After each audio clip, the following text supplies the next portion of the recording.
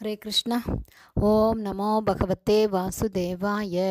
நாராயணம் நமஸ்கிருத்யம் நரம் சைவ நரோத்தமம் தேவீம் சரஸ்வதீம் யாசம் ததோ ஜெயம் உதீரயேத். நஷ்டப்ராயேஷு அபத்ரேஷு நித்யம் பாகவத சேவையாம் பகவதி உத்தமஸ்லோகே பக்தேர்பவதி நைஷ்டகி. முகம் கரோதி வாச்சாலம் பங்கும் லங்காய தே கிரிம் யத்கிருபா தமகம் வந்தே ஸ்ரீகுரும் தீனதாரிணம் பரமானந்த மாதவம் ஸ்ரீ சைத்தன்ய ஈஸ்வரம். ஹரே கிருஷ்ணா. ஸ்ரீமத் பாகவதம் ஸ்கந்தம் 8 அத்தியாயம் 6 தேவாசுரர்களின் இடைக்கால சமாதான அறிவிப்பு என்னும் தலைப்பில் பதம் 12. யதாக்னிம் ஏதசி அம்ருதம் ச கோஷு புவி அன்னம் அம்பூத்யமனே ச விருத்திம் யோகைர் மனுஷ்யா அதியந்தி ஹி த்வாம் குணேஷு புத்யா கவயோ வதந்தி. டிரான்ஸ்லேஷன். ஒருவன் விறகிலிருந்து நெருப்பையும் பசுவின் மடியிலிருந்து பாலையும் நிலத்திலிருந்து உணவு தானியம் நீர் ஆகியவற்றையும் தொழில் வியாபாரங்களிலிருந்து வாழ்க்கை தேவைகளையும் பெறுவதைப் போலவே பக்தி யோக பயிற்சியினால் அது இந்த ஜட உலகத்தினுள் செய்யப்படுவதாக இருந்தாலும் அதனால் உமது அனுக்கிரகத்தை ஒருவரால் அடைய முடியும் அல்லது புத்திசாலித்தனமாக ஒருவரால் உம்மை அணுக முடியும். புண்ணிய புருஷர்கள் அனைவரும் இதை ஊர்ஜிதப்படுத்துகின்றனர். Purport by Srila Prabhupad. ஜெய் ஷீல பிரபாத். ஹரே கிருஷ்ணா. இதோட எக்ஸ்பிளனேஷன் போன ஆடியோவில் பாதி பார்த்துருக்கோம். பேலன்ஸ் இப்போ பார்க்கலாம். இந்த கலியுக மக்கள் வசதியாக வாழ்வை அனுபவிப்பதற்காக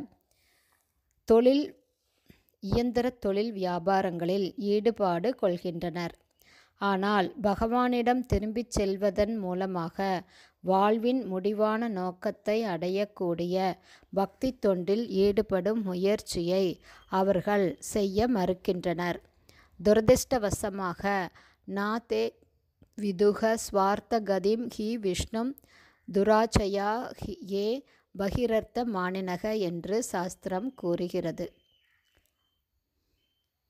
அதாவது வாழ்வின் இறுதி நோக்கம் பகவானை சென்றடைதலே என்பது ஆன்மீக கல்வியை பெறாத தெரிந்து கொள்ளாத ஆன்மீக விழிப்புணர்வே இல்லாத மக்களுக்கு தெரிவதே இல்லை. வாழ்வின் இந்த முக்கியமான நோக்கத்தை மறந்து அவர்கள் மிக கடுமையாக உழைத்து ஏமாந்தும் போகிறார்கள். மோகாச்சா மோக கர்மானோ மோகஞான விசேதசக என்று பகவத்கீதையில் பகவான் கிருஷ்ணர் கூறுகிறார். வைஷ்யர்கள் என அழைக்கப்படும் பெயரளவே ஆன தொழிலதிபர்கள் அல்லது வணிகர்கள் மிக மிக பெரிய இயந்திர உற்பத்தி வியாபாரங்களில் ஈடுபட்டு உள்ளார்கள். ஆனால் அவர்கள் உணவு தானியங்களிலும் பாலிலும் அக்கறை கொள்ளவில்லை. ஆனாலும் இங்கு சுட்டிக்காட்டப்படுவது போல பாலைவனத்தில் கூட நீருக்காக நிலத்தை தோண்டுவதன் மூலமாக உணவு தானியங்களை நம்மால் உற்பத்தி செய்ய முடியும்.